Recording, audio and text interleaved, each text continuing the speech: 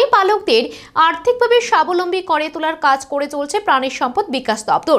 মঙ্গলবার ধলাই জেলার রৈশিবাড়ি এলাকায় ব্লক ভেটেরিনারি হাসপাতাল উদ্বোধন করে এই কথা বলেন দপ্তরের মন্ত্রী সুধাংশু দাস। ধলাই জেলার রৈশিবাড়ি এলাকায় প্রাণী সম্পদ বিকাশ দপ্তরের উদ্যোগে মঙ্গলবার ব্লক ভেটেরিনারি হাসপাতালের শুভ উদ্বোধন হলো। এই অনুষ্ঠানে উপস্থিত ছিলেন প্রাণী সম্পদ বিকাশ দপ্তরের মন্ত্রী সুধাংশু দাস।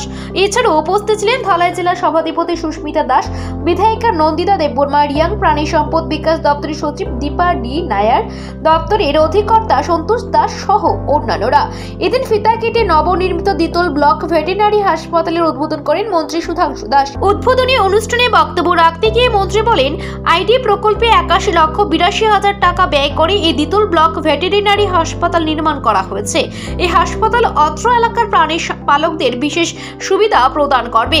রৈশিবাড়ি এলাকার উন্নয়নের আজ থেকেও আরো এক নতুন পালক যুক্ত হলো। এই এলাকার কৃষকদের স্বপ্ন পূরণের দরজা খুলে গেল বলে জানান প্রাণী সম্পদ বিকাশ দপ্তরের মন্ত্রী সুধাংশু দাস।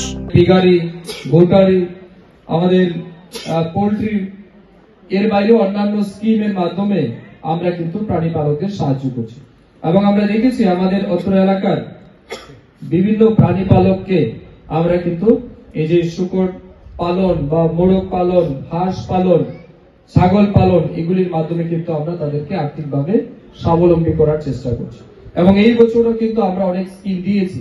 এখানে আসার পরে আমি জানতে পেরেছি এখানে প্রায় 250-রও বেশি বেনিফিশিয়ারিকে আমরা কিন্তু যেমন পোল্ট্রি দিচ্ছি, ডাকারি আলাদা, তারপর টিগারি, তারপর গোটারি, এই স্কিমগুলি কিন্তু আমরা এখানে দিচ্ছি। অনুষ্ঠানে বক্তব্য রাখেন প্রাণী সম্পদ বিকাশ দপ্তরের সচিব দীপা ডি নায়ার, দপ্তরের অধিকর্তা সন্তোষ দাস সহ অন্যান্যরা। রৈশিবাড়ির মতো প্রত্যন্ত এলাকায় ব্লক ভেটেরিনারি হাসপাতাল চালু হওয়ায় খুশি অত্র এলাকার প্রাণী পালকরা। Bureau report, Asian Times.